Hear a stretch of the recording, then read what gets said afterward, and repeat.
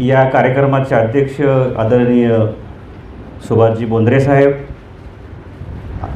State head Divya Marathi Maharashtra राज्य, अतिशय महत्त्वाची आणि सन्माननीय व्यक्ती अध्यक्ष म्हणून या कार्यक्रमाला लाभलेले आहे. त्यांचं मीही लातूरकरांच्या वतीने स्वागत करतो. या कार्यक्रमाचे उद्घाटक म्हणून लातूर लोकसभेचे खासदार उपस्थित राहणार होते, कारण की हा त्यांच्या दृष्टीनं अत्यंत घरगुती कार्यक्रम, कारण खासदार हे पद फार मोठं असल्यामुळं त्यांना दुसऱ्या कार्यक्रमाला जावं लागलं, म्हणून आवर्जून त्यांचे बंधू अशोकजी काळगे साहेब या ठिकाणी उपस्थित आहेत.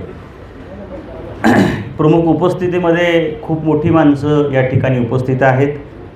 डॉक्टर सोपानरावजी जठाळ साहेब, राजेशजी पाटील साहेब, हनुमंतजी किनीकर साहेब, हमीदजी चौधरी साहेब, प्रवीणजी देशमुख साहेब, अशोकजी नारनावरे सर आणि शिक्षण संचालक म्हणून ज्यांनी अतिशय सुंदर अशा प्रकारचं काम केलं ते लक्ष्मणरावजी शिवनेकर सर. ज्यांना पुरस्कार मिळाले त्या सर्वांचं अभिनंदन मी इथे करतो. या ग्रंथाचे लेखक आमचे मित्र, आमचे मार्गदर्शक आदरणीय प्राचार्य डॉक्टर मधुकररावजी सलगरे सर यांचा हा 12वा ग्रंथ आपल्या साक्षीने आज तो प्रकाशित झालेला आहे. सभागृहामध्ये खूप मोठी आणि उंचींची माणसं या ठिकाणी उपस्थित आहेत. की माणसं किती असावी यापेक्षा ती माणसं कोण आहेत याला खऱ्या अर्थाने एक दर्जा असतो. कारण साहित्यामध्ये आपण जेव्हा कार्यक्रम घेतो तेव्हा 30 माणसं आपल्याला दिसतात, परंतु या कार्यक्रमाचं वैशिष्ट्य असं आहे की सलगरे सरांनी ज्यांच्यावर अतिशय मनस्वी प्रेम केलं आणि याही माणसाने त्यांच्यावर मनस्वी प्रेम केलं, अशा प्रकारची सगळी माणसं सभागृहामध्ये उपस्थित आहेत. म्हणून तांदळ काका त्यांनी उल्लेख केला की सूत्रसंचलन किती नेटकं असावं, किती मोजकं असावं, याची धाराच त्यांनी लातूरकरांना खऱ्या अर्थाने घालून दिलेली आहे. दुसरा त्यांचा जो भाग आहे, सामाजिक सेवा चालवत असताना निस्पृह कसं असावं, या 2 गोष्टी त्यांच्याकडनं खऱ्या अर्थाने मराठवाड्याने शिकण्यासारख्या आहेत. आमचे संभाजीराव सूळ त्यांचा वेगळा परिचय तुम्हाला करून देतो. आमचे रानकवी नादो महानोर यांची ती हिवाई आहेत. कारण लातूरकरांची उंची साहित्यामध्ये पुढे घेऊन जाण्याचं काम त्यांची आणि देशमुख साहेबांची भेट महानोर साहेबांनीच घालून दिलेली, असं काकांनीच एका मुलाखतीमध्ये त्यांच्या श्रद्धांजली सभा आयोजित केली तेव्हा त्यांनी सांगितलेलं होतं. आमचे आवाळे काका आहेत, म्हणजे मामाच म्हणतात सगळेजणच. म्हणजे प्राध्यापक संघटनेमध्ये आयुष्य घातलं शेतकरी कामगार पक्षामध्ये, ते आमचे आदरणीय मार्गदर्शक सोमवंशी सर आहेत, पिंपळेताई आहेत, महेशराव पोटे आहेत. म्हणजे सगळी दिग्गज मंडळी. माझ्या गावचे मला वाटतं की दयनरावजी सुरवसे जिल्हा परिषदेचे उपाध्यक्ष आहेत, त्यांचे बंधू गोपाळरावजी सुरवसे या ठिकाणी उपस्थित आहेत. आमच्या गावचे पुन्हा बालाजीराव झरकर या ठिकाणी उपस्थित आहेत. म्हणजे प्रदीपजी आहेत. म्हणजे सगळी अतिशय नामांकित, वाचणारे, लिहिणारे, चिंतन करणारे अशा प्रकारची माणसं या ठिकाणी उपस्थित आहेत. खरं तर जीवनधर्म चिकित्सा भूगोलासह या ग्रंथावर काय बोलावं, कारण आदरणीय सलगरे सरांनी जे दीर्घ प्रास्ताविक जे केलेलं आहे की त्या प्रास्ताविकामध्येच या ग्रंथाची बीज प्रेरणा त्यांनी जवळपास आपल्याला सगळ्यांना ही अवगत करून ठेवलेली आहे. दुसरा भाग असा आहे की सलगरे सर हे ज्या भूमीमधनं येतात ते अनंतपाळ भूमी, त्याला शिरूर हे नाव आधी लागलं जातं. लातूरमध्ये 2 शिरूर आहेत. ओळख व्हावी म्हणून शिरूर ताजबंद आणि शिरूर अनंतपाळ अशा प्रकारचं संबोधन त्या ठिकाणी होतं. आणि शिरूर अनंतपाळ ही जी भूमी आहे की मला वाटतं या भूमीतली जी की माणसं आहेत ही माणसं असामान्य अशा प्रकारची माणसं मला वाटतात.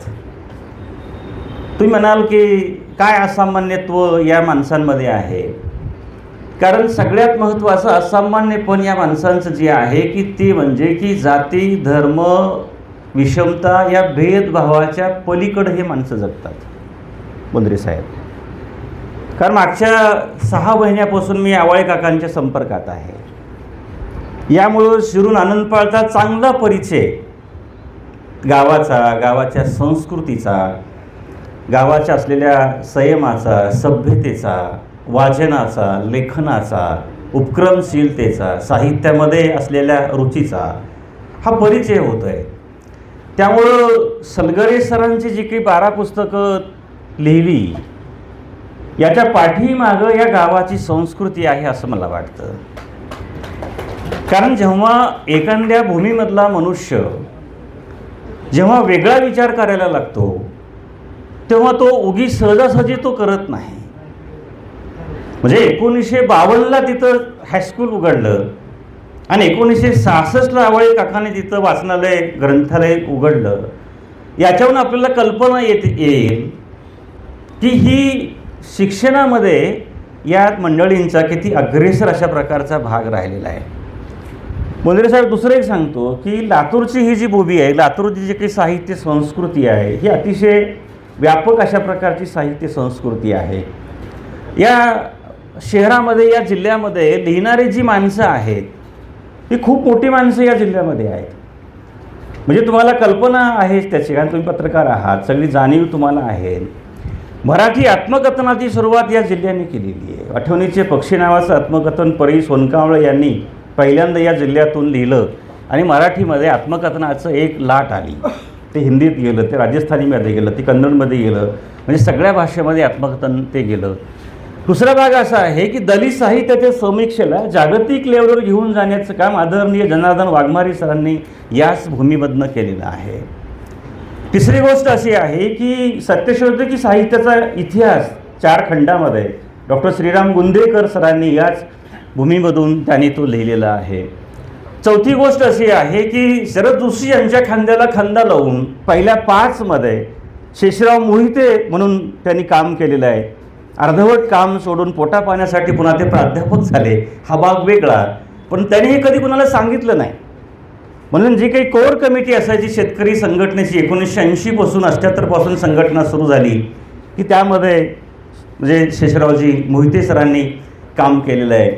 म्हणजे आपल्याला असं लक्षात येतं की साहित्यामध्ये, संस्कृतीमध्ये, समीक्षेमध्ये, इतिहासामध्ये काम करणारी ही माणसं आहेत. आणि या लातूरच्या साहित्य संस्कृतीचा एक भाग म्हणून मी मधुकररावजी सलगरे काकांकडे मी पाहतो, त्यांच्याकडे पाहतो की यांची जी विचार करण्याची जी दृष्टी आहे ती अगदी असामान्य आहे. मला कधी कधी असा प्रश्न पडतो की सिव्हिल इंजिनिअरिंग करणारी माणसं एवढी व्याप्त असतातच, कारण त्यांचा जो काही मूळ विषय आहे की सिव्हिल इंजिनिअरिंगचे जे पदवीधर आहेत, ते प्राचार्य आहेत, त्यांनी अतिशय सुंदर अशा प्रकारचं काम केलेलं आहे.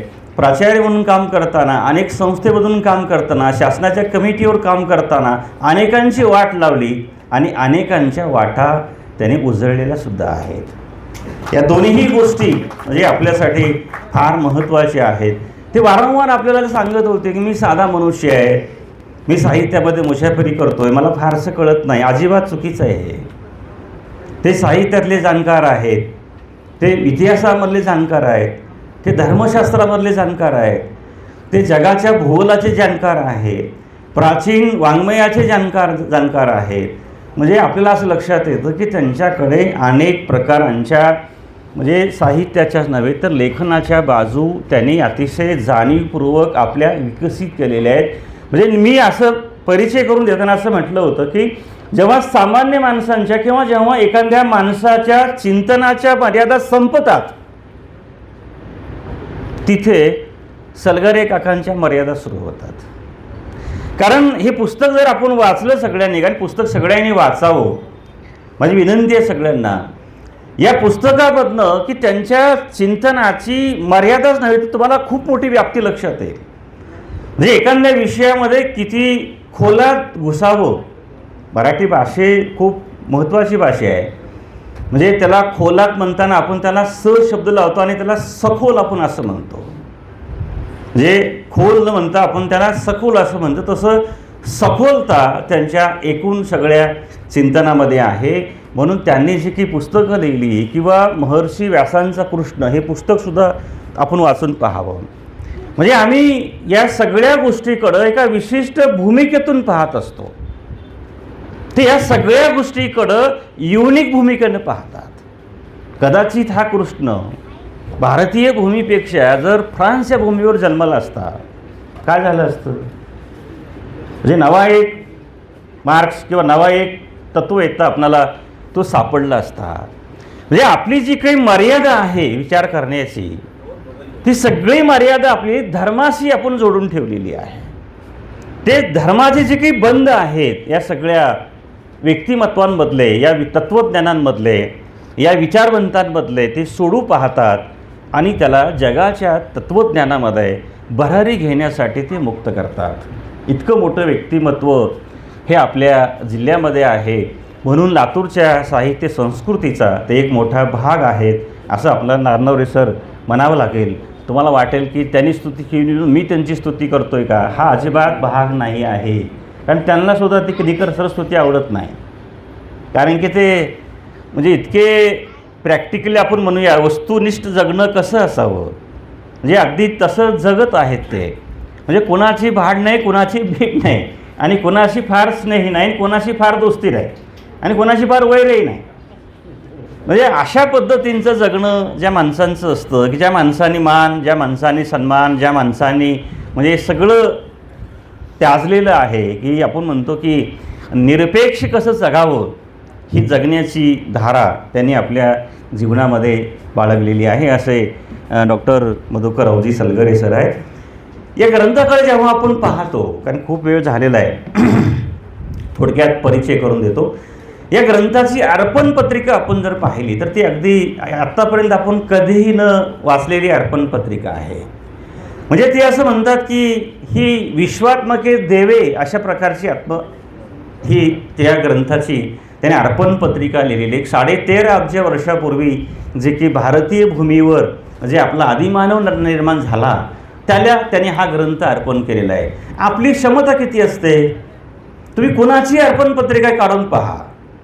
त्याने आपल्या मुलाला, आपल्या मुलीला, किंवा आपल्या पित्याला, किंवा आपल्या आईवडिलांना, किंवा आपल्या गुरुजींना, किंवा आपल्या संस्थाचालकांना, किंवा एखाद्या महापुरुषांना त्याने तो ग्रंथ अर्पण केलेला आहे.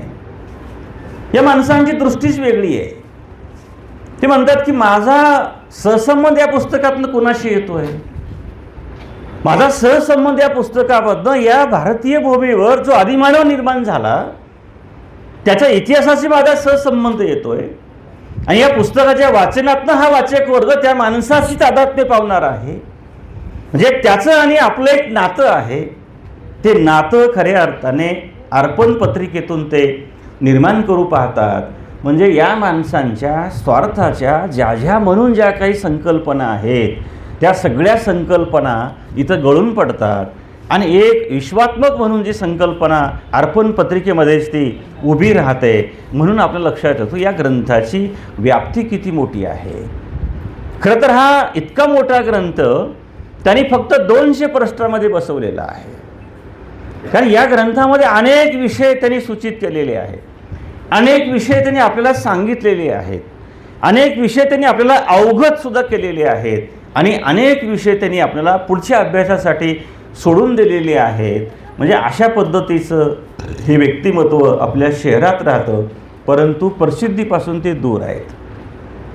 कुठल्याही प्रकारच्या पुरस्कारासाठी ते म्हणतात की मी लेखन करत नाही, आणि याला प्रस्तावना डॉक्टर श्रीपाल सबनीस यांनी दिलेली आहे. खरं तर कमालच आहे की मला अवघडल्यासारखंच होतं आहे.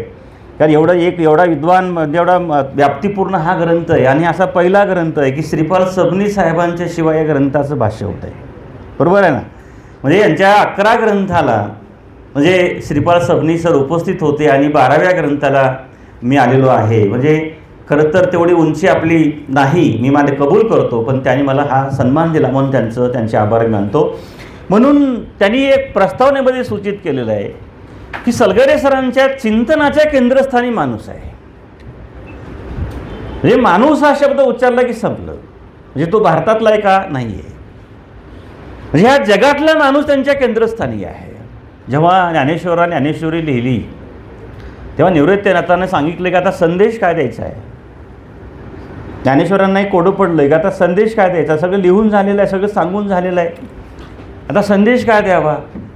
तेव्हा ज्ञानोबांनी 18 ओव्यातून पसायदान लिहिले, आणि अख्खा भागवत संप्रदायाचा, ज्ञानेश्वरीच्या सगळ्या आशयाचा संदेश त्यांनी पसायदानमध्ये दिला. अगदी त्या पद्धतीनं त्यांनी सांगितलेलं आहे श्रीपाल सबनी साहेबांनी की सलगरे सरांच्या चिंतनाचा विषय हा माणूस आहे आणि याच माणसांच्या अनेक बाजू त्यांनी या ग्रंथामध्ये आपल्याला सांगितलेले आहेत. त्या खरं तर त्या आपण वाचल्या पाहिजेत. म्हणजे माणूस लबाड आहे का? लबाड आहे. माणूस खोटा आहे का? माणूस खोटा आहे. माणूस धूर्त आहे का? माणूस धूर्त आहे. परंतु या सगळ्यांमध्ये मात्र मनुष्य हा असा एक प्राणी आहे की याच माणसाने देवाचा शोध लावला, याच माणसाने ब्रह्मांडाचा शोध लावला, याच माणसाने खंडाचा शोध लावला, याच माणसाने नीतीचा शोध लावला, याच माणसाने तत्त्वज्ञानाचा शोध लावला आणि याच माणसाने माणुसकीचा शोध लावला. हे महत्त्वाचं नव्हे का? जगातली सगळी धर्मशास्त्र आपण जर तपासून पाहिली तर त्या सगळ्या धर्मशास्त्राचं मूळ काय? इस्लाम सांगतो की हम समाज के लिए है. भगवद्गीता सांगते की अंतिम तत्व माणसांचं आहे. येशू सांगतो की माणसांचं दुःख मला दूर करायचं आहे. बुद्धही हा सांगतो. म्हणजे अगदी त्या अर्थाने सगळे जर हे सांगत असतील तर जगामध्ये एवढा संघर्ष का? रशिया युक्रेनवर का हल्ला करतं? युक्रेन रशियाचं का प्रत्युत्तर देतं? ट्रम्पला एवढी घाई का झालेली आहे? जग माझ्या ताब्यात असावं. त्यांनी दिलेलं कारण आहे कुठेतरी अशा माणसांमध्ये धर्म कळलेला नाही, त्यांच्यावर संस्कार झालेले नाही. धर्म कळायला असेल तर धर्म अपुरा पडलेला आहे आणि त्यातून ते व्यक्ती विध्वंसक मार्गाला लागलेला आहे. माणूस खऱ्या अर्थाने सध्वंसक व्हायचे का विध्वंसक व्हायचं आहे याची मुळं खऱ्या अर्थाने त्याच्या कुटुंबात आहेत, त्या समाजात आहेत, त्याच्या धर्मात आहेत. कारण आपल्याला कमाल वाटते ज्या ज्ञानोबांना आळंदीमध्ये पाणी दिलं नाही, ज्या ज्ञानोबांना आळंदीमध्ये दगड, शेण, माती, चिखल, शिव्या, शाप सगळं काही दिलं, त्याच ज्ञानोबांनी त्याच आळंदीमध्ये बसून त्यांनी पसायदान लिहिलं.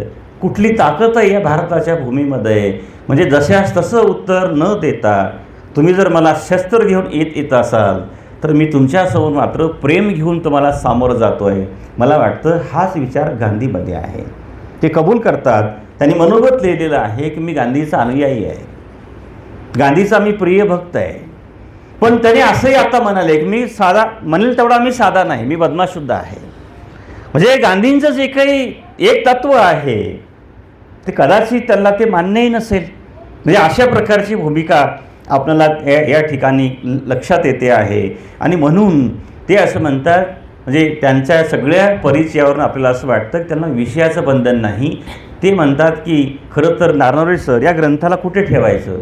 इतिहासात ठेवायचं, धर्मशास्त्रात ठेवायचं, अनुवंशशास्त्रात ठेवायचं, का भूगोलशास्त्रामध्ये ठेवायचं, का विज्ञानामध्ये ठेवायचं, का अनुवंशशास्त्रामध्ये ठेवायचं, का साहित्यामध्ये ठेवायचं, का चिठ्ठीचा तर्कशास्त्रामध्ये ठेवायचं? हे वाचकाने ठरवायचं. मोठे सर हे वाचकाने ठरवायचं. कारण ग्रंथाची विषय सूचीची एवढी भन्नाट आहे. कारण आपण असं म्हणू शकत नाही ही कादंबरी आहे, आपण म्हणू शकत नाही हे तर्कशास्त्र आहे, आपण म्हणू शकत नाही हा इतिहास आहे, आपण म्हणू शकत नाही अनुवंशशास्त्र आहे, आपण म्हणू शकत नाही हा समाजशास्त्र आहे. म्हणजे अशा वेगवेगळ्या पातळीवर, वेगवेगळ्या जाणीवेवर, वेगवेगळ्या विषयावर हा ग्रंथ आपल्याशी येऊन भेटतो. तेव्हा आपल्याला असा प्रश्न पडतो की या ग्रंथाचं वर्गीकरण कुठे करावं? सर याच्यामध्ये धोका आहे. म्हणजे जेव्हा ग्रंथाचं वर्गीकरणच करता येत नाही, पुरस्कारच देता येत नाही, तेव्हा शासनाचे पुरस्कार वगैरे जाहीर होतात, तेव्हा ते पुरस्कार समाजशास्त्राला, इतिहासाला, अनुवंशशास्त्राला, साहित्याला असतात. अशा सगळ्याच विषयाला कन्क्लुजन करणाऱ्या साहित्याला पुरस्कार देता येत नाही. कारण मी एक भोगलं आहे. लातूरचा वसानी वारसा इतिहास हे पुस्तक मी पुरस्कारासाठी पाठवलं, मला पत्र आलं तुमचं पुस्तक कुठेच बसत नाही. म्हणून बरं झालं, कुठेतरी बसत नाही, सुद्धा चांगलीच गोष्ट आहे. ते वेगळंच बसतं आहे, चांगलीच गोष्ट आहे. म्हणून हे तशा पद्धतीचे पुस्तक वेगळंच बसतं आहे असं आपल्याला या ठिकाणी लक्षात येतं आहे. म्हणून एक वेगवेगळ्या अनुषंगाने आपल्याला, वेगवेगळ्या विषयाने आपल्याला या पुस्तकाकडे आपल्याला पाहावं लागतं. पुढचा जो विचार त्यांनी आपल्याला मनोगतामध्ये दिलेला आहे की मन आणि बुद्धीतून जे विचार प्रगट होतात ते खऱ्या अर्थाने ज्ञान आहे. हे एक वाक्य या देशातली या जगातली धर्मव्यवस्था उद्ध्वस्त करताय. मी जबाबदारीने बोलतोय. एकच वाक्य. हेच आम्हाला बुद्धाने सांगितलेलं आहे. लक्षात घ्या मुद्दा. हेच आम्हाला चार्वाकांनी सांगितलेलं होतं. हेच आम्हाला ज्ञानोबांनी, तुकोबांनी, नामदेवांनी, एकनाथांनी सांगितलेलं आहे. रामदासांनी नाही. कारण रामदासांचा विचार आपल्याला वारकरी पंथात करता येत नाही. त्यांनी स्वतः सांगितलेलं आहे की माझा संप्रदाय हा समर्थ संप्रदाय, माझा संप्रदाय वारकरी संप्रदाय नाही. पण रामदासाला आता वारकरी संप्रदायामध्ये अनन्याचा आटापिटा सद्यकालीन राजकारणी मंडळी आणि विचार करणारी मंडळी घालतायत. हे चुकीचं आहे. त्या रामदासांची तत्व वारकऱ्यामध्ये बसतच नाहीत. धटाशी असावे धट, उद्धट असावं उद्धट असे रामदास सांगतात. असा कुठलाही संत सांगत नाही. लक्षात घ्या. म्हणून मन आणि बुद्धीतून जे विचार प्रगट होतात की ते खऱ्या अर्थाने ते विचार ज्ञानप्रत असतात. जेव्हा आम्ही ज्ञान घेऊन धर्माची चिकित्सा करतो तेव्हा या देशातला धर्म अपुरा ठरतो. कारण आपण धर्माची कुठल्या कुठल्या पद्धतीने चिकित्सा करणार आहात. जे आपल्याला म्हणजे युगाबद्दल करायची आहे का, 4 आश्रमाबद्दल करायची आहे का, 4 मार्गाबद्दल करायची आहे का. कारण खरं तर आम्ही वस्तुस्थितीपणे विचार केला पाहिजे. आम्ही विचारच करत नाही. आम्ही शिकलेलो आहोत पण आम्ही सुज्ञ आणि ज्ञानवंत आम्ही झालेलो नाहोत. हीच आपल्या समाजाची मोठी खंत आहे. त्यामुळं त्रास होतो अशा माणसांना. जेव्हा या माणसांचं चिंतन जेव्हा केंद्रीय म्हणजे मानवी पातळीवर जेव्हा जाऊन पोहोचतं तेव्हा या माणसाला असा प्रश्न पडतो की माणसं धर्मात का भांडत आहेत. आणि प्रत्येक धर्म आम्हाला सांगतोय की आम्हाला आमचं अंतिम तत्व माणुसकीचं आहे. जसं 2019ला प्रत्येक आमदारांनी सांगावं की मी माणसाच्या अंतिम हितासाठी मी पक्षांतर करतोय, तसं तर नव्हे. बरोबर आहे ना. म्हणजे अगोदर काय करत होते तुम्ही 19 पूर्वी नव्हते का तुम्ही तेव्हा सामान्य माणसाचा विचार करत. तेव्हा तुम्हाला सामान्य माणसांचा प्रश्न नाही का सोडवता आले. तेव्हा सामान्य माणसांचे प्रश्न तुम्हाला नाही का कळाले. आता कसं काय कळाले. ईडी लागली की कळाले. गबाळ बाहेर आलं की कळायला लागले. आमचे काळगे साहेब बरे आहेत, कशातच नसतात, संत माणूस. खरं सांगतो. कारण खासदाराचे अनेक किस्से आपल्याला महाराष्ट्रामध्ये जगामध्ये आपल्या देशामध्ये माहिती आहे. त्याच्यातले ही माणसं नाहीत बिचारी, गरीब आहेत. कारण त्यांचा पिंडच कुठून आलेला आहे. शेतकरी संघटनेमधून, कामगार म्हणजे चळवळीमधून ते आलेले त्यांचे वडील आहेत. तो संस्कार या पिढीवर आहे म्हणून आपल्याला सांगता येतं. म्हणून आपल्याला सांगायचं आहे की काय सांगतं नारनवरे सर, उत्पत्ती कशामध्ये. म्हणजे आपलं धर्मशास्त्र सांगतं की म्हणजे ब्राह्मणाची उत्पत्ती तोंडातनं झाली. आता हे कसं मान्य करायचं. आहे का हे मान्य करण्यासारखं. म्हणजे जेव्हा आम्ही मन आणि बुद्धीचा विचार आम्ही करत नाही तेव्हा मान्य करतो, चलो द्या. आणि शूद्राची निर्मिती पायातून झाली. पाय म्हणजे की जननेंद्रियाचं केंद्र आहे का. आहे का ते. आम्ही काय विरोध करत नाही. सगळ्यात महत्त्वाचं सांगतो, धर्मामध्ये स्थान तरी आहे का तुम्हाला. विचार करा मग ठरवा. आहे का बघा. आहे स्थान. कुठपर्यंत स्थान आहे. चौकटीपर्यंत. पुढे आहे काही अधिकार.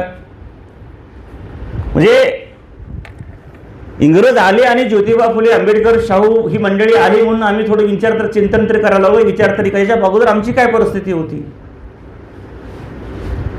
जे सांगायचं आणि ऐकायचं ही आमची जगण्याची पद्धत होती. शिक्षण तर आम्हाला नव्हतंच. म्हणजे आम्हाला शिक्षणच मिळालं नसल्यामुळं म्हणजे आम्ही आमच्या हजारो पिढ्या जगत राहिल्या, वाढत राहिल्या आणि आम्ही बर्बाद होत राहिलो. पण जेव्हा आम्ही शिकायला लागलो, जेव्हा आम्ही विचार करायला लागलो, जेव्हा आम्ही चिंतन करायला लागलो, तेव्हा सलगरे सरांना सुद्धा प्रश्न पडला की खऱ्या अर्थाने धर्माची चिकित्सा या ठिकाणी आहे आणि ती चिकित्सा जेव्हा आम्ही करायला जातो तेव्हा ती होत नाही. म्हणून त्यांनी असं म्हणतात, या ग्रंथाच्या निमित्तानं माणसाने चिकित्सा करायला शिकावं असं त्यांनी मनोगतामध्ये आशावादी भूमिकेतून दिलेलं आहे. म्हणजे मनोगत जरी आपण सगळं तपासून पाहिलं तर आपल्याला चांगल्या पद्धतीनं या ग्रंथाकडे आपल्याला पाहता येतं. म्हणून हा ग्रंथ खऱ्या अर्थाने अतिशय व्यापक जाणीवेतून, भूमिकेतून, विचारातून, चिंतनातून त्यांनी तो लिहिलेला आहे. सर्व धर्मीय चिकित्सा त्यांनी या धर्मात केलेली आहे. म्हणजे कुठल्याही धर्माला त्यांनी सोडलेलं नाही. कुठल्याही धर्माचा विचार करताना ते त्यांनी खऱ्या अर्थाने सुज्ञ पद्धतीनेच केलेला आहे. त्या धर्माचा अभ्यास धर्मात जाणूनच घेऊन त्यांनी तो अभ्यास केलेला आहे किंवा त्याबद्दल त्यांनी लिहिलं आहे. वरवरचं त्यांनी लिहिलेलं नाही. खरं तर ज्यांना खऱ्या अर्थाने त्यांच्याशी संवाद करायचा आहे, वाद नाही, त्यांनी त्यांच्याशी भेटावं आणि त्यांच्याकडनं खऱ्या अर्थाने निरुत्तर होऊनच तुम्ही यावं. अशा प्रकारची स्थिती आपल्याला पाहायला मिळते. परत त्यांची भूमिका अशी आहे की ते असं म्हणतात की सत्यान्वेषी भूमिका माझ्या लेखनाची नेहमीच राहिलेली आहे. ती कुणाला आवडू की कुणाला न आवडू. जेव्हा अशी काही माणसं असतात समाजामध्ये, ते कुणाच्या वृत्तीला भेट नाहीत, कुणाच्या प्रवृत्तीला भेट नाहीत, कुणाच्या ईडीला भेट नाहीत, कुणाच्या CBIला भेट नाहीत, कुणाच्या भूमिकेला भेट नाहीत. आपापलं चिंतन ते आपल्या आपल्या पातळीवर मांडत असतात आणि ते पुराव्यानिशी मांडत असतात. आणि जेव्हा कोणी एखादा भेटतोच एखादा खनंग, त्याला दुरुस्त करण्यासुद्धा काम ते करतात. म्हणजे एवढीसुद्धा ताकद त्यांच्याकडे आहे. म्हणून सत्य हा जो मुद्दा आहे, म्हणजे आपल्या संस्कृतीमधला, आपल्या धर्मामधला, आपल्या विचारांमधला किंवा या एकूण सगळ्या परिस्थितीमधला की त्यांनी नेमक्या पद्धतीनं या ठिकाणी तरी तो पकडलेला आहे. म्हणून ते म्हणतात की दुर्गाबाई भागवतांचं भीष्म पर्व हा जो ग्रंथ आहे तो माझ्या या लेखनाची प्रेरणा म्हणून त्यांनी सांगितलं गेलेलं आहे. म्हणून त्यांनी सांगितलेलं आहे की मी असं म्हणतो की ते जितेंद्रिय आहेत. मी म्हणतो की ते आचार ऋषी आहेत. म्हणजे त्यांचं आचरण आणि त्यांचं वर्तन आणि त्यांचं बोलणे यामध्ये मला अंतर दिसत नाही. जवळपास माझी आणि त्यांची मैत्री फार दिवसाची नाही आहे. मला वाटतं 3 ते 4 वर्षाची आमची मैत्री आहे. पहिल्यांदा त्यांना भेटायला गेलो आणि मला वाटतं आम्ही 4 तास गप्पा मारत होतो. म्हणजे त्यांनी बी वेळ विसरला आणि मीही वेळ विसरलो. म्हणजे अशी आमची मैत्री झाली आणि ती आम्ही घट्ट मित्र झालो. असे आम्ही मित्र आहोत. म्हणून ते जितेंद्रिय तर आहेतच आहेत. ते म्हणतात की मी संन्यासी आहे. संन्यासाला कशाचं भीती असावी, हाही ते त्यांचा तो भाग आहे. असे ते आहेत. म्हणून अखंड मानव जातीसाठी उपयुक्त अशा प्रकारचा ज्ञानग्रंथ त्यांनी लिहिलेला आहे. खरं तर आपला समाज असा आहे की आपण प्रत्येक माणसाकडे त्याच्या जातीच्या भूमिकेतनं पाहतो किंवा त्या दृष्टीने त्या माणसाकडे पाहतो. मला असं वाटतं ज्या वर्गातनं ते येतात त्यांनासुद्धा ते कळाले नाहीत. गोपाळराव म्हणजे ज्या समाजातनं ते येतात की त्या समाजालासुद्धा सलगरे सर कदाचित कळालेले नाहीत. लातूरकरांनासुद्धा कळालेले नाहीत. म्हणजे एवढं मोठं महत्त्वाचं लेखन असूनसुद्धा आम्ही त्यांना एक विशिष्ट लेखक म्हणून आपण एक ठप्पा मारतो. ही आमच्या समाजाची, ही आमच्या साहित्यिकांची, ही आमच्या समीक्षकांची बघण्याची दृष्टी आहे. जेव्हा आमची ही दृष्टी लोप पावेल तेव्हा आम्हाला त्यांच्या साहित्याचा नीट पद्धतीने चिकित्साने अभ्यास करता येईल असं आपल्याला म्हणावं लागेल. म्हणून त्यांनी म्हटलेलं आहे किंवा मला प्रचंड एकांतवास आहे आणि ते म्हणतात तसं मी अध्यात्मवादी मनुष्य आहे म्हणून या अनेक गोष्टीकडं मी खऱ्या अर्थाने वळलेला आहे. आणि माझा विचार, माझी जीवन प्रणाली मी माझ्या अनुभवातून मांडतो, मी माझ्या विचारातून मी मांडतो, माझ्या वाचनामधून ते मांडतो. दुसरं मी त्याच्या पुढचं जाऊन असं मांडतो की या माणसांची तर्कशक्ती फार पुढची आहे. आता ही तर्कशक्ती आम्हाला जी दिली ती आम्हाला ज्ञानोबांनी दिलेली आहे. लक्षात घ्या, एवढ्या 16 वर्षाच्या बालकांनी समुद्र पाहिला नव्हता किंवा हिमालयही पाहिलेला नव्हता, पण त्यांनी तत्त्वज्ञ मनुष्याची उदाहरणं देत असताना त्यांनी असं म्हटलेलं आहे की समुद्रामधले एक घागर काढली काय किंवा एक घागर ओतली काय, समुद्राची व्याप्ती किंवा समुद्राची कमी होणार नाही. तसं ह्यांचं आहे. या माणसांची जी की भूमिका आहे, जी जीवन प्रणाली आहे ती इतकी व्याप्त आहे. म्हणजे त्यांच्या पातळीवर त्यांची चिंतनाची प्रक्रिया ही सदोदित पद्धतीने ती चालू असते. तुम्ही त्याला सन्मानित करा, पुरस्कार द्या अगर न द्या, मला असं वाटतं की पुढच्या पुस्तकाचा डाटा त्यांच्याकडे तयार असेल. म्हणजे एक झालं की दुसरं विषय ते घेतातच आणि ते करतातच. या पुस्तकाचे एकंदरीत 9 प्रकरणे आहेत. याचं एक पहिलं प्रकरण आहे उत्सर्जित अतिसूक्ष्म देह. हे खरं तर समजून घेण्याची खूप मोठी तीव्रता किंवा खूप मोठी जिज्ञासा किंवा खूप मोठा संयम किंवा खूप मोठं चिंतन आपल्यालाच असावं लागतं, तेव्हा हे प्रकरण आपल्याला ते समजतं. इतकं सोपं प्रकरण या पुस्तकाचं पहिलं प्रकरण नाही आहे. ते असं म्हणतात की माझ्यामधलाच एक देह, सूक्ष्म देह 2 इंच बाय असा काहीतरी बाहेर आला आणि तो माझ्याशी संवाद साधू लागला. म्हणजे याच्याकडं तरी अध्यात्म दृष्टीनं म्हणजे आत्मा म्हणजे काय, तो असाच फुटून बाहेर येतो का, किंवा चिंतन काय असतं, म्हणजे अशा वेगवेगळ्या पातळीवर त्यांनी त्या व्यक्तीकडं त्यांनी त्या देहाकडं त्यांनी तो पाहिलेलं आहे. आणि ते असं म्हणतात की हे एक ऊर्जा संपन्न अशा प्रकारचा सूक्ष्म देह होता. म्हणजे त्यांना असं म्हणायचं आहे का की माझ्यामध्ये अशा पद्धतीचा एक देह स्वतंत्र आहे आणि अथक पद्धतीने हा देह अनेक प्रकारचे विषय चिंतनाला घेतो आणि त्या विषयाचा निपटारा करून एक पुस्तक वाचकांच्या समाजाच्या हातामध्ये देतो. ही एक भूमिका मला त्यांच्यामध्ये दिसते आणि खरं तर ते सुद्धा आपल्याला समजून घेणं आवश्यक आहे. उसवलेले बालपण हे या पुस्तकाचे दुसरं प्रकरण आहे. थोडक्यामध्ये घेतो मी. चल घरीचा उशीर झालेला आहे. ते असं म्हणतात की प्राणी पक्षी आणि मानवी प्राण्यांचे बालपण याचा विचार त्यांनी या ठिकाणी केलेला आहे. कोंबडीचे पिल्ले काय, वाघाची बछडे काय, गाईचं वासरू काय आणि एखाद्या माणसाचं मूल काय, हे एकाच पातळीवर जन्माला येतं. त्याचे आई वडील त्याचा सांभाळ करतात, त्याला संस्कार करतात आणि विशिष्ट काळ संपला की प्राणी पशु पक्षी की त्यापासून ते अलिप्त होतात. पण माणसांचं असं नाही. ते असं म्हणतात की माणूस सुसंस्कारित असणारा तो का बदललेला आहे. म्हणजे याची खरी खोला जाऊन चिकित्सा या प्रकरणामध्ये त्यांनी ती केलेली आहे की माणसांचं मन हे बुद्धिस्थिल आणि शक्तिपुंज आहे. तर शक्तिपुंजाचा अर्थ आहे की सामर्थ्यशील आहे.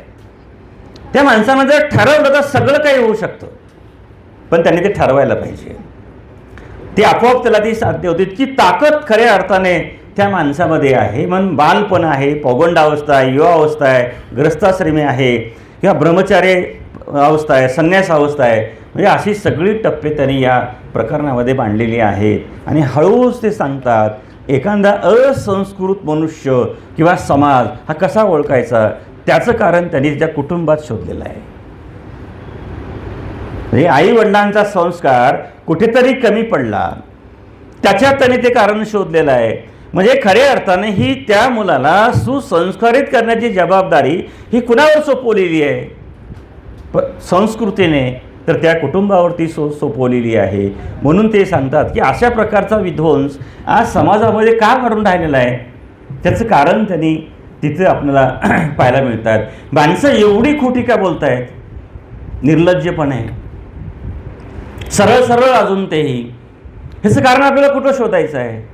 त्यांनी सांगितलेलं आहे या माणसांची विचार करण्याची जी काही दिशा आहे ती कधीही दिशा ही माणूस म्हणून असणार नाही. या समाजामध्ये 2 प्रकारच्या विचार परंपरा आहेत. एक जी विचार परंपरा आहे ती अगदी सनातनी विचार परंपरा आहे. ही विचार परंपरा विशिष्ट वर्ग सोडतच नाही. दुसरी जी परंपरा आहे ती सुधारणावादी परंपरा आहे. जसा आम्ही सुधारणावाद, चार्वाकाला आम्ही स्वीकारला, गौतमचा विचार आला आम्ही तो स्वीकारला, महावीरांचा आला आम्ही स्वीकारला, संत आले आम्ही तो विचार स्वीकारला आणि आम्ही जगत राहिलो. परंतु आपल्याला असं लक्षात येतं की इतकी वर्ष आपल्याकडे झाली, परंतु वर्ण व्यवस्थेचा विचार आणि आश्रम व्यवस्थेचा विचार, 4 आश्रमांचा विचार आम्ही सोडत नाही.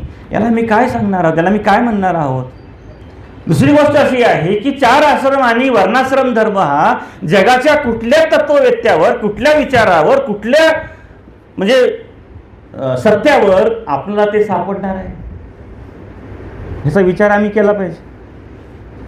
म्हणजे हे सगळे विचार आम्हाला पुस्तकातून लेखन करायला, चिंतनातून मांडायला दिलेले नाही आहेत. भारतीय समाजाचं अपयश कशामध्ये असेल तर भारतीय समाजाचं अपयश यामध्ये आहे. म्हणजे आम्ही विचार वाचतो आणि सोडून देतो. जेव्हा आपल्यावर बेततं तेव्हा आम्ही जागे होतो. जेव्हा आपल्यावर बेततं तेव्हा आम्ही जागे होतो. अशीच ठेच फुलेंना लागली होती, बरोबर आहे ना. अशीच ठेच बाबासाहेबांना लागली होती, अशीच ठेच शाहू महाराजांना लागली होती, अशीच ठेच गांधींना लागली होती ना. प्लॅटफॉर्मवर गांधींना ढकलून दिलं होतं, फुलेंना वरातीतून हाकललं होतं, आंबेडकरांना फाईली फेकल्या होत्या, शाहूंना वेदोक्त मंत्र म्हणलं नव्हतं. ही ठेच आहे. मला असं वाटतं अशीच ठेच मधुकर काकांना, सलगरे काकांना लागलेली आहे, बरोबर आहे ना. म्हणजे ही जाणीव जर आपण जर समजून घेतली तर त्यांनी या प्रकरणामध्ये एवढा खोलात जाऊन विचार केलेला आहे. म्हणजे भारतीय समाजाचं दुर्भाग्य असं आहे, रुसूपेक्षा, मार्क्सपेक्षा, जगातल्या अरिस्टॉटलपेक्षा, प्लेटोपेक्षा अतिशय विद्वान भूमी ही भारतीय आहे. नारायणरावजी सर, विचार करा, तुम्ही जास्त माझ्यापेक्षा वाचलेली आहे पुस्तकं. पण तरीसुद्धा या भूमीवर, या भूमीची ओळख आम्हाला बुद्ध म्हणून का करता आलेली नाही, गांधी म्हणून आत्ता का करता येत नाही, याचा विचार कोण करणार आहे? अमेरिका करणार आहे, जपान करणार आहे, जर्मनी करणार आहे? नाही करणार, आपणच केला पाहिजे. म्हणून सलगरे सरांची तळमळ ही आहे. ते म्हणतात की मी गांधीचा अनुयायी आहे. 70 वर्षानंतर पुन्हा एकदा गांधीच्या मारेकऱ्यांचा या देशामध्ये सन्मान होतो आहे. ही खऱ्या अर्थाने या देशामधली चिंतनाची गोष्ट आहे. आणि जेव्हा आम्ही बाहेर जातो, Japan, Australia, America, England, France, Germany, Italy, Poland, तेव्हा आम्हाला दुर्दैवाने सांगावं लागतं की आम्ही गांधींच्या भूमीतून आलेलो आहोत, आम्ही बुद्धांच्या भूमीतून आलेलो आहोत. म्हणजे हा कुणाचा पराभव आहे? तुम्ही स्वीकारलेल्या विचारांचा पराभव आहे. हे जरा तपासून घ्या. ही कुणावर टीका नव्हे किंवा कुणाला विरोधही नव्हे, लक्षात घ्या. ही आपल्या समाजाची आणि आपल्या प्रतिष्ठित आणि सुसंस्कृत म्हणून घेणाऱ्या पक्षाची आणि त्या विचारसरणीची ही कुठेतरी खचवेगिरी आहे. कुठेतरी त्यांचा तो विचार खचलेला आहे असं आपल्याला लक्षात घ्यावं लागतं. म्हणून पहिल्या दुसऱ्या प्रकरणामध्ये एवढा मोठा व्याप्तीचा विचार जेव्हा सलगरे सर करतात, याची मुळं खऱ्या अर्थाने त्यांच्या सिव्हिल इंजिनिअरिंगमध्ये आहेत असं मला वाटतं. तुम्ही म्हणाले ना, डॉक्टर साहेबांनी सुद्धा लिहावं, कारण की लिहिण्याची प्रक्रिया ही ज्ञानात दडलेली असते, लिहिण्याची प्रक्रिया ही संस्कारात दडलेली असते आणि लिहिण्याची प्रक्रिया भूभाग आणि त्या कुटुंबातून पुढे आलेली असते. मला असं वाटतं तुमच्या कुटुंबामध्ये कुणीतरी तुमचा आजा पंजा बाप या तर्काचा असावा, त्याच्याशिवाय हे घडत नाही. हे मी सांगत नाही, हे ज्ञानोबा सांगतात. ते म्हणतात की जर मूल नीट फायदा व्हायचा असेल तर आईनं चांगलेच ग्रंथ वाचले, बरोबर आहे का काका? तेव्हा जेव्हा आजा आणि बाप किंवा आणखीन कोणीतरी आपल्या कुटुंबामधला अशा पद्धतीचा विचार करायला लागतो, तेव्हा त्याची तर्कबुद्धी ही खऱ्या अर्थाने ही विकसित झालेली असते. दुसऱ्या तिसऱ्या पिढीमध्ये ती विकसित होते. म्हणून तुम्ही 2-3 पिढ्याचं एकदा सत्व आपल्या पुस्तकातून तुम्ही लिहिता, एवढी ताकद तुम्हाला कुठून येते? जे ही काही मी अंधश्रद्धा बोलत नाही, लक्षात कृपा करून लक्षात घ्या. अतिशय वस्तुनिष्ठाने मी विज्ञानाचा आधार घेऊन तुम्हाला बोलतो, ती मी तुम्हाला ती पटवून सुद्धा देऊ शकतो. ते सांगितलेलं सुद्धा आहे ज्ञानेश्वरांनी. काही आपल्याला तत्त्व हे मान्य करावं लागेल, अशा प्रकारची ती गोष्ट आहे. म्हणून त्यांनी सांगितलेलं आहे की शिक्षणातून संस्कार आणि धर्म आणि त्यासाठी अनुकूल परिस्थिती आणि वातावरण यातून माणूस घडत असतो. यातून जी माणसं घडली ती माणसं माणसाचा विचार करतात आणि अशा वातावरणामधून सुद्धा गळून सुद्धा ही माणसं बिघडली ती रावणाची वंशज असतात किंवा अधिक म्हणायचं आपल्या खऱ्या अर्थाने ते विध्वंसक वृत्तीची वर्चस्व असतात. एवढंच आपण या प्रकरणामध्ये लक्षात घ्यावं. म्हणून हिंदू धर्मामध्ये शेकडो जाती आहेत. त्यांनी म्हटलेलं आहे की स्वातंत्र्याचे अमृत काळ हा जातीनुसार आपल्याकडे चाललेला आहे. अगदी ते राजकारणापर्यंत येऊन थांबलेलं आहे. कुण्या जातीला तिकीट द्यावं म्हणजे तो उमेदवार निवडून येईल, हे अपयश समाजाचं आहे. जेव्हा अशा पद्धतीची राजकीय यंत्रणा विचार करायला लागते तेव्हा समाज त्या पद्धतीचा असतो, तेव्हा ती विचार करायला लागते. हे आम्ही नीट समजून घ्या. आणि आम्हाला वाटून ठेवलेलं आहे. छत्रपती शिवाजी महाराजांचा एक गट, अहिल्यादेवींचा एक गट, बसवेश्वरांचा एक गट, बाबासाहेबांचा एक गट, फुलेंचा एक गट, हे आम्हाला राज्यकर्त्यांनी जाणीवपूर्वक वाटून दिलेलं आहे. त्याचे वंशज किंवा त्याचे अनुयायी म्हणून आम्ही परंपरा पुढे घेऊन जातो. म्हणून सलगरे सर असं म्हणाले, मी कुठल्याही परंपरेत बसणारा मनुष्य नाही, ते बसतच नाहीत, अशी ती भूमिका आहे. दुसरं त्याचं पुढचं जे प्रकरण आहे की आश्वासक आणि रमणीय तारुण्य, तर प्रकरण भन्नाट आहे. म्हणजे आम्हाला जर खऱ्या अर्थाने की तारुण्याचा भाग कसा आहे की मानवी मन हे ब्रह्मांडव्यापी आहे, मन प्रचंड शक्तिशाली आहे. शुद्ध आचरण, मनोनिग्रह, मितभाष्य, संयम याच्यानेच आपल्याला खऱ्या अर्थाने मन जिंकता येते. आपल्याला मन जिंकण्यासाठी कुणावर बळजबरी करावं लागत नाही, आणि जेव्हा करावी लागते तेव्हा तो समाज सुसंस्कृत नसतो, असं त्यांनी आपल्याला सांगितलेलं आहे. म्हणून मानवी मन चराचराच्या कल्याणार्थ वापरणे हे श्रेष्ठ माणुसकीचं तत्व आहे. म्हणजे ही ब्रह्मांडाचा जो काही अनुभव त्यांनी मानले या प्रकरणामध्ये त्यांनी की जगातल्या म्हणजे देशातल्या आपल्या सगळ्या धर्माचा विचार त्यांनी यामध्ये करून आपल्याला त्यांनी पटवून दिलेलं अशा प्रकारचं हे प्रकरण आहे. म्हणून त्यांनी सांगतात की माणसांना देव मानणे चुकीचे आहे. आता देव मानणे चुकीचं आहे असं ते का म्हणतायत? कारण माणसातच देव आम्ही पाहिला पाहिजे. जे का रंजले गांजले त्याशी म्हणे जो आपुले तोची देव ओळखावा, साधू तेथीसी जाणावा. म्हणजे आता विश्वात्मके देव याने वागेत तोषावे, तोसोनी मज द्यावे पसाय दान, हे दोन संतांचे वचन आपण जर पाहिले किंवा तरी असं म्हणजे तुकाराम त्याच्या पुढचं असं बोललेले आहे ते आपण राहू द्या. म्हणजे सांगायचं तात्पर्य आपल्याला अशा पद्धतीचं आहे की आम्ही मूर्तीमध्ये आम्ही का देव पाहावा, मंदिरामध्ये आम्ही का देव शोधावा, कारण कोणी असं सांगितलेलं नाही. म्हणजे एकीकडे आम्ही बुद्धांचा देश जर आम्ही म्हणत असू तर आम्हाला बुद्धांनी काय सांगितलं ते म्हणतात की विचार करा, प्रयोग करा आणि सत्यता बाळगाने पुन्हा मान्य करा, ही त्यांनी सांगितलेली तत्व आहेत. पण आम्ही का माणसात देव पाहत नाही? या देशातली गरिबी, या देशातला जातीवाद, या देशातला भ्रष्टाचार, या देशातला स्वार्थ का आलेला आहे? त्याचं कारणच हे आहे. म्हणजे देवाला देव मानणारी माणसं किंवा मंदिरात देव मानणारी माणसं सकाळी सकाळी मंदिरात असतात आणि दिवसभर व्यवहारात असतात. देव आणि व्यवहार याचा सहसंबंध जोडता येत नाही. चक्रधारांनी लिहिलेलं आहे नारनवरीचं, जव जव प्रयोजक तव तव अप्रयोजक, जव जव अप्रयोजक तव तव प्रयोजक, असं चक्रधर उदाहरण देऊ जातात. जे जे स्वार्थ आहे ते अध्यात्माला अमान्य आहे, जे अध्यात्माला अमान्य आहे ते स्वार्थाला सुद्धा मान्य नाही, अशी गोष्ट आहे.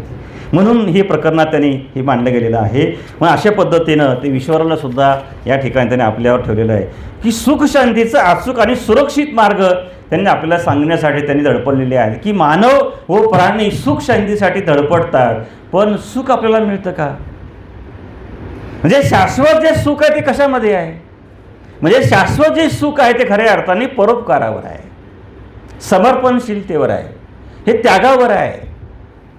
हे खऱ्या अर्थाने सुखाचे मार्ग आहेत. म्हणजे या जगामध्ये कुठं समर्पण आहे? या जगामध्ये कुठं त्याग आहे? या जगामध्ये सगळा स्वार्थच आहे ना.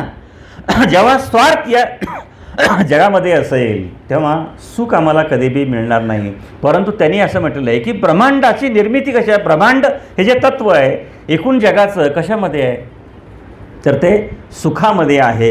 हे त्यांनी जाणीव आपल्याला या ठिकाणी करून दिलेली आहे. आणि त्यांनी सांगता सांगता आपल्याला हे सांगितलेलं आहे की मूळ जो की सनातन धर्म या देशातला आहे तो खऱ्या अर्थाने खरा धर्म आहे. तर यामध्ये अनेकांना आश्चर्य वाटेल. त्यांनी याच्यावर या ग्रंथामध्ये जवळपास ही वाक्य म्हणजे या देशातला सनातन धर्म हा रामकृष्णाचा जो काही धर्म आहे तो सनातन धर्म आहे.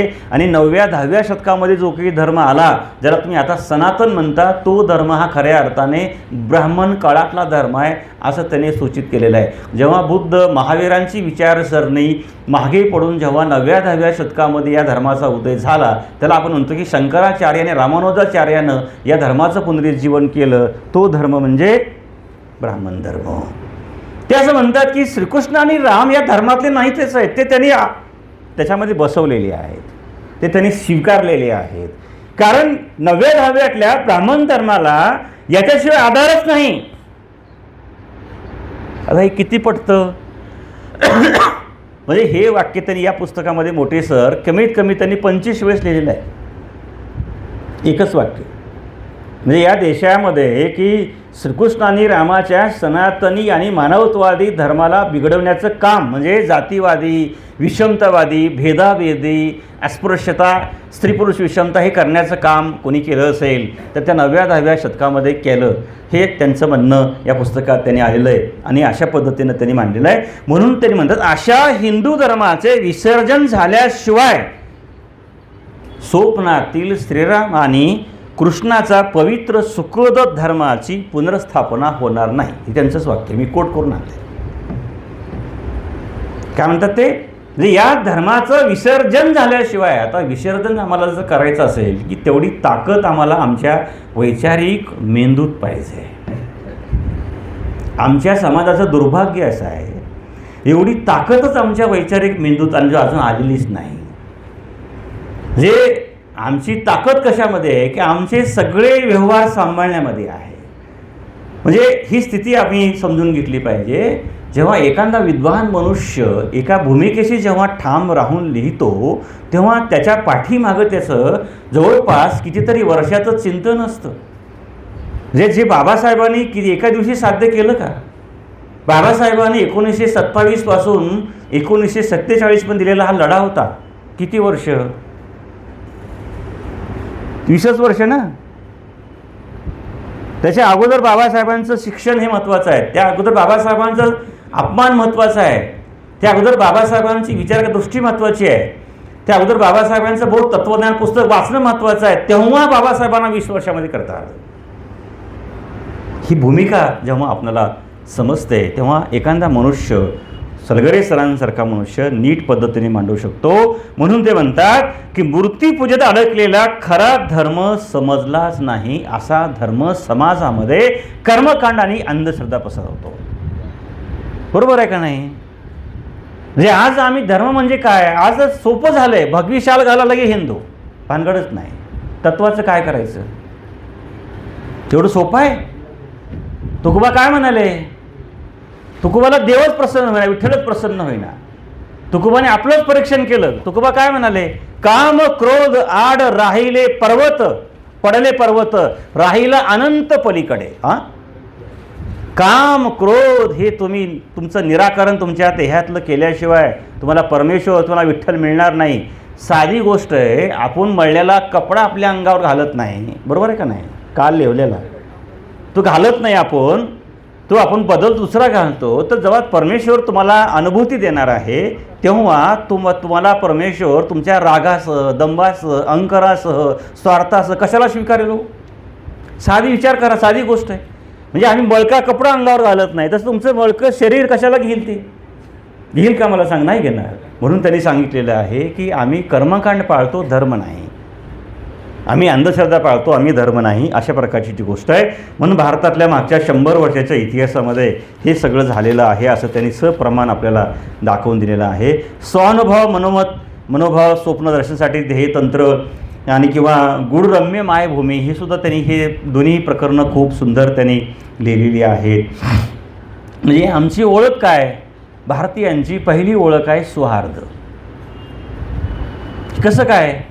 त्यांनी सांगितलेलं या भूमीवर किती लोक आले, ते सगळे इथे सामावले, ते आपलेसे झाले, या भूमीचे झाले, एक भाग झाले. म्हणजे त्याचा अर्थ असा आहे, म्हणजे मायभूमी ही आपल्याला आवश्यक आहेच आहे, तर दुसरेसुद्धा आले, त्यालासुद्धा त्यांनी सामावून घेतलेलं आहे असं आपल्याला पाहायला मिळतं. किंवा मायभूमीची भौगोलिक आणि भूगर्भीय स्थिती कशी आहे, आता त्यांनी जे सांगितलं होतं मनोभाव, त्याचा उल्लेखपणा करणार नाही. पृथ्वीचं वय, आताचं वय, भारतामध्ये माणसांचा जन्म किती म्हणजे कोटी वर्ष, ते सगळं यामध्ये त्यांनी ते मांडलेलं आहे. एक सांगतो की 8वं प्रकरण जे आहे ती वानप्रस्थामधून जीवन त्यागाकडे प्रवास. आपली जी काही 4 आश्रम व्यवस्था आहे, ब्रह्मचार्य, गृहस्थ, संन्यास आणि वानप्रस्थ आणि संन्यास, याचं त्यांनी समर्थन केलेलं आहे. आणि ही व्यवस्था ते असं म्हणतात की सनातन धर्माचा भाग आहे. त्यांनी असं म्हटलेलं आहे की ब्रह्मचारी अवस्था म्हणजे खऱ्या अर्थाने माणसाला ज्ञान घेण्याची अवस्था आहे. जेव्हा ब्रह्मचर्य अवस्थेमध्ये सगळं पावित्र्य सांभाळून जो मनुष्य ज्ञानग्रहण करतो त्याचा ग्रस्त आश्रम चुकणार नाही. वानप्रस्थ आश्रम म्हणजे ग्रस्त आश्रमामधून आपल्याला हळूहळू आपल्याला ग्रस्त आश्रमामधल्या आपल्याला आशा सोडायच्या आहेत. एकाकी सुटणार नाहीत त्या आशा, हळूहळू आम्हाला सोडावं लागतील. म्हणजे हळूहळू आपला कारभार मुलाच्या हाती द्यावा लागेल. आपल्याला संसारामधनं प्रपंचामधनं आपल्याला थोडंसं आपलं मन काढावं लागेल आणि त्याच्या पुढची अवस्था म्हणजे संन्यास अवस्था, म्हणजे भटकत फिरा असं नाही. म्हणजे आपल्याच कुटुंबात राहा परंतु कुठल्याही पद्धतीनं त्या संसारामध्ये मुलाच्या लुडबुड करू नका. तुमचा वेळ अध्यात्माला द्या, तुमचा वेळ चिंतनाला द्या, तुमचा वेळ समाजासाठी द्या, ज्ञान प्राप्त करा समाजाला द्या. ही ती व्यवस्था आहे. म्हणजे आपल्या व्यवस्थेमध्ये शिक्षणाच्या शिवाय ज्ञानाची जी सोय करून ठेवलेली आहे त्या व्यवस्थेमध्ये करून ठेवलेली आहे असं त्यांनी आपल्याला सांगितलेलं आहे. कालचक्रातील जग आणि मानव प्राणी हे या पुस्तकाचं प्राणतत्व आहे असं जर म्हटलं तर ते चुकीचं असणार नाही. आणि याच पुस्तकामध्ये ब्रह्मांडाची निर्मिती त्यांनी त्याचं सूर्यसूतक म्हणजे आपल्या मनोगतामध्ये केलेलं आहे. कसं झालेलं आहे ते अतिशय विस्ताराने सांगितलं गेलेलं आहे. एखादा भूगोलाचा प्राध्यापकसुद्धा एवढं विवेचन करणार नाही अशा प्रकारचं लेखन त्यांनी या पुस्तकामधून केलेलं आहे. खऱ्या अर्थाने मला जेवढं पुस्तक कळालं असेल घरी सर तेवढंच मी या ठिकाणी व्यक्त केलेलं आहे. कदाचित अनेकांना अनेक ही पुस्तक वेगवेगळ्या अर्थाने वेगवेगळ्या बाजूने आपल्याला ते कळेल. जरूर तुम्ही ते वाचावं, कारण वाचल्याशिवाय आपली वाचा उघडणार नाही. ही सगळ्यात महत्त्वाची गोष्ट आहे. एवढंच या ठिकाणी सांगतो. तुम्ही ऐकून घेतलं म्हणून तुमचे आभार मानतो. थांबतो. जय हिंद, जय भारत. धन्यवाद सर. आपण खूप चिंतनशील आणि अभ्यासपूर्ण असा हा